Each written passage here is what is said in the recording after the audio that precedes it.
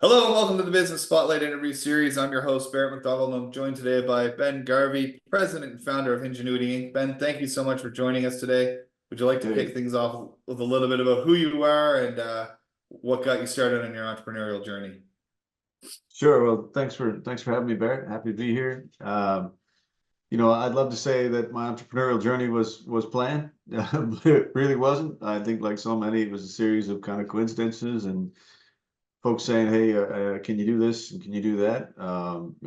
I started out running charter boats and being involved in the marine industry, and so that gave me a little bit of a flavor of service, I guess.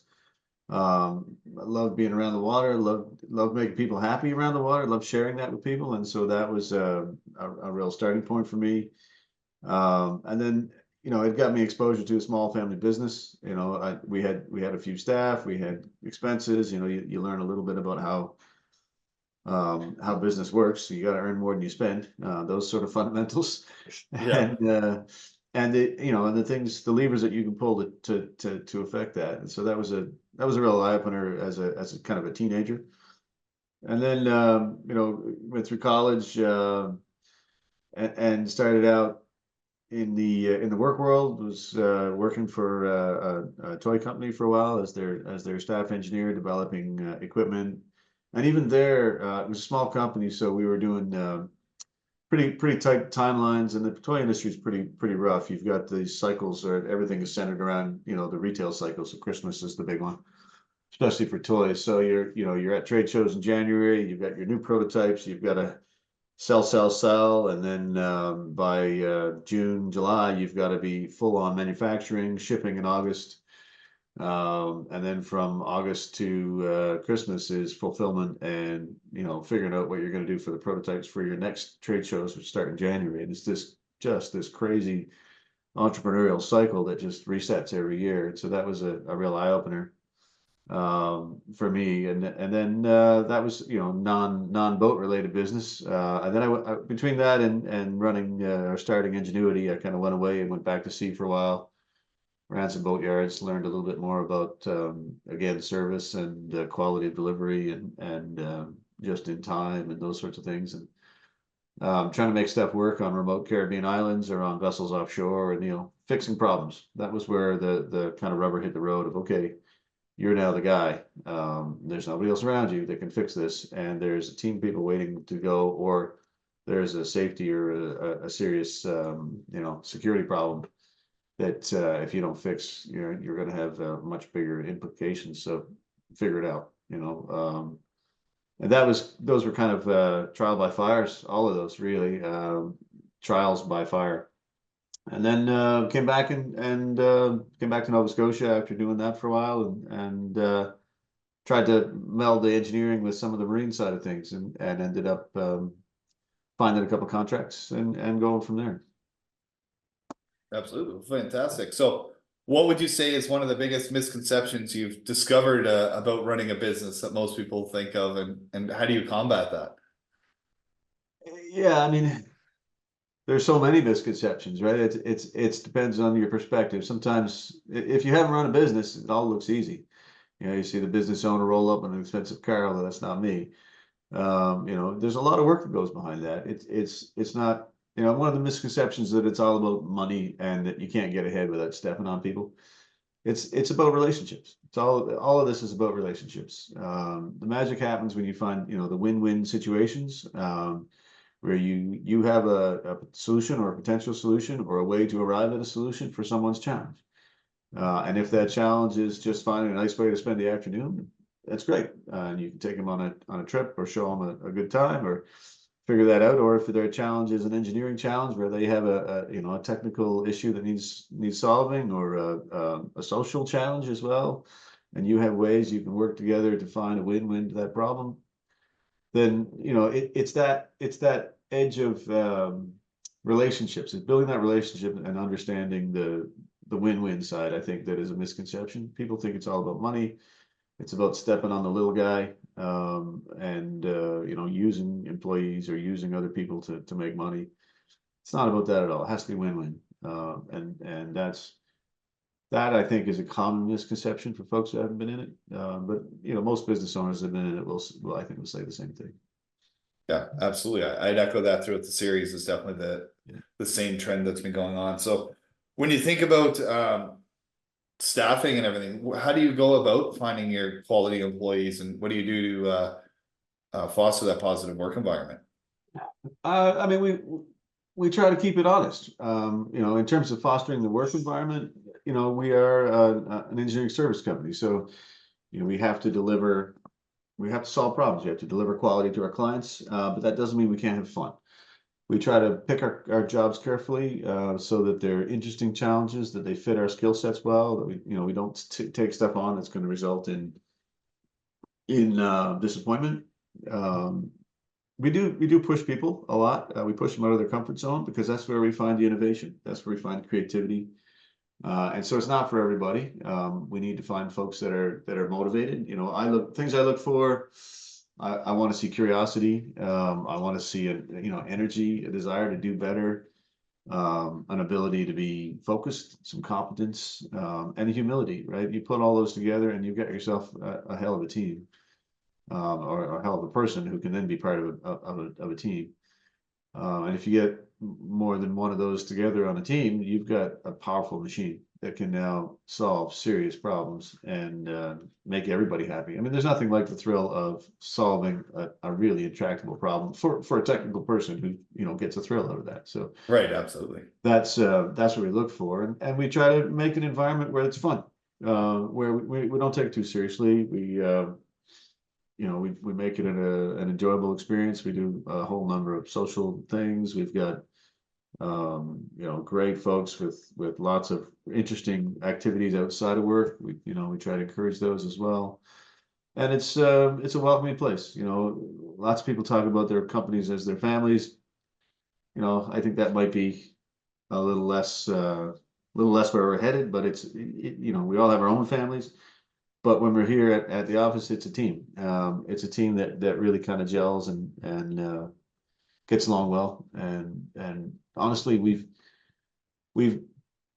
it's all about reputation too as a company. I think we try to keep people happy. Yeah, we push them and people work hard, but we like to reward well.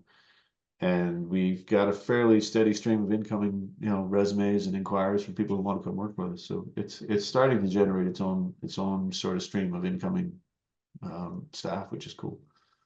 Yeah, absolutely. It's nice when you have a filtering process rather than a hunting process when it comes to Yeah, yeah, I staffing. mean, yeah. The hunting is tough. It is hard to find people. Especially the specialized skill sets where we're talking about robotics or automation or some of the higher end analysis skill sets, those sorts of things. Those are rare talents, and so it's something that we're one of the few folks in the area that are doing, which is just a fun place to be. So.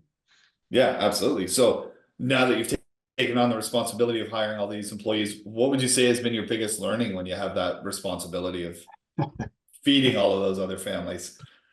Yeah, it's a big responsibility. Yeah, when I think about it, every 2 weeks that payroll time rolls around, and you're like, okay, how's the pipeline?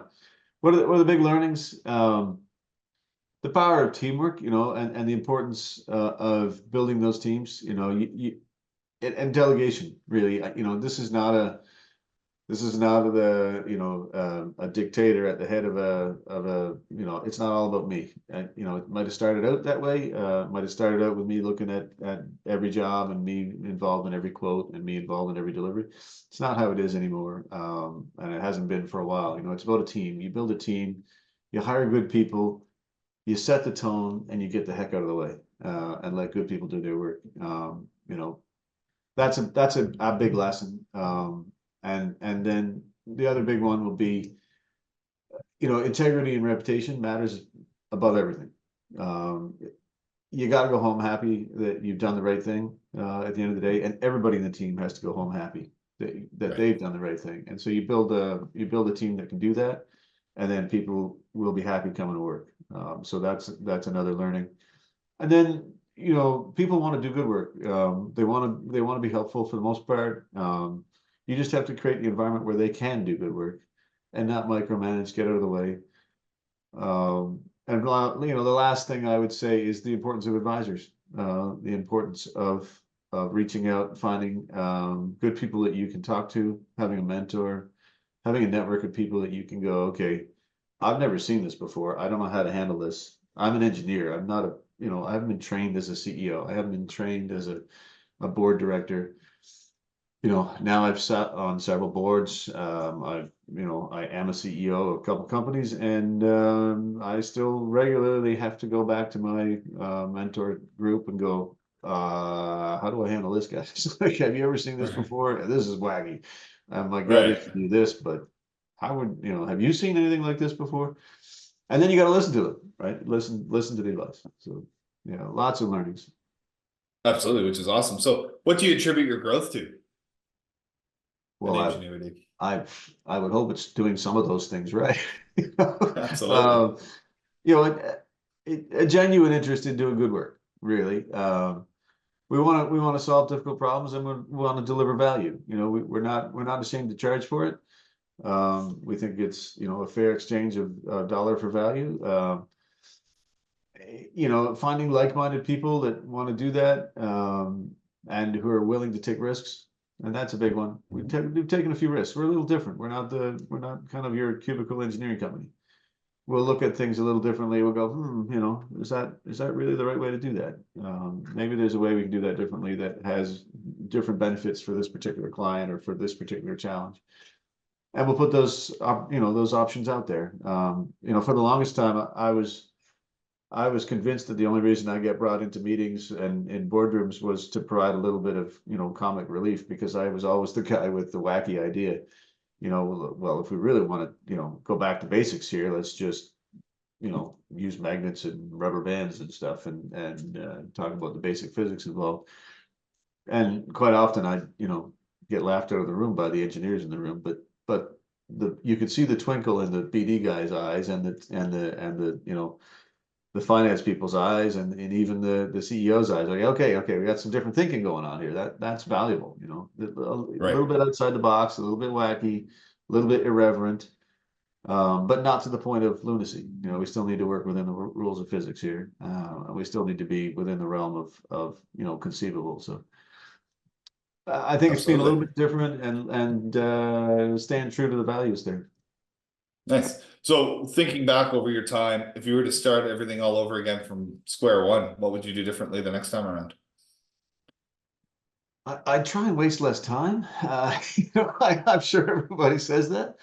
Um, and then when I try to put a finer point on that, there's a lot of stuff that I was, and I'm still not, particularly strong in, that I needed to know to run a business. The education we get is not particularly strong in business financials. Reading business financials, understanding how business works, understanding the real drivers behind your business model. How to validate that, and make decisions consciously based around the data. Made decisions, many of them were default, by not making a decision, or by, just following the winds of change and the winds of opportunity. Some of our growth has definitely been opportunistic, right place, right time, right, had a beer with the right guy, that simple. And those things are important. That happens. That's actually the basis of many, many businesses. But to be able to do it with a little more intentionality, I think could be less stressful, perhaps, a little Yep. more clear, a little less chaotic. And I think we would be in a more scalable model earlier, perhaps.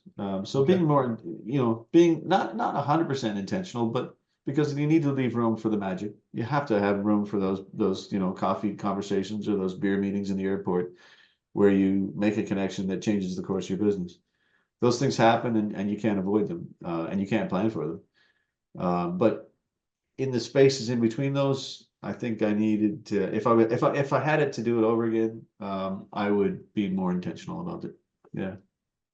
Absolutely. That makes perfect sense. I mean, there's only so many hours in a day. We have to be purposeful with how we're spending them for Yeah. sure. yeah, without beating yourself up too much, you know. There, like you said, there are so many only so many hours a day, and you have to enjoy what you're doing. So, Absolutely. Which yeah, makes perfect sense. So on that yeah, topic, what are some of the tricks you use for balancing your personal life with the demands of running a business? yeah. I mean, it's that's a tricky one with all entrepreneurs because the personal life, you know, most entrepreneurs, it is their personal life. It's all encompassing. It's, you know, you know, everybody will tell you, you want to run your own business, that's what you're gonna do 24/7. Kiss your kids goodbye, kiss your wife goodbye. You know, that's it. What you're gonna do.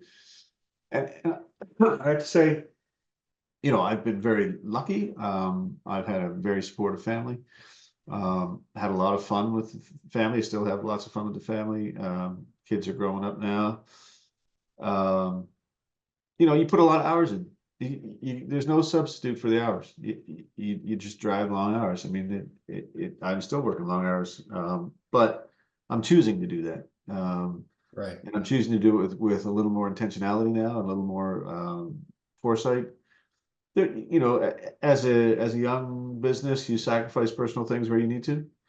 You maybe don't take a bonus, you don't take a salary at times when your cash flow is tight. You don't do work on the house, you put off paying bills, et cetera, et cetera.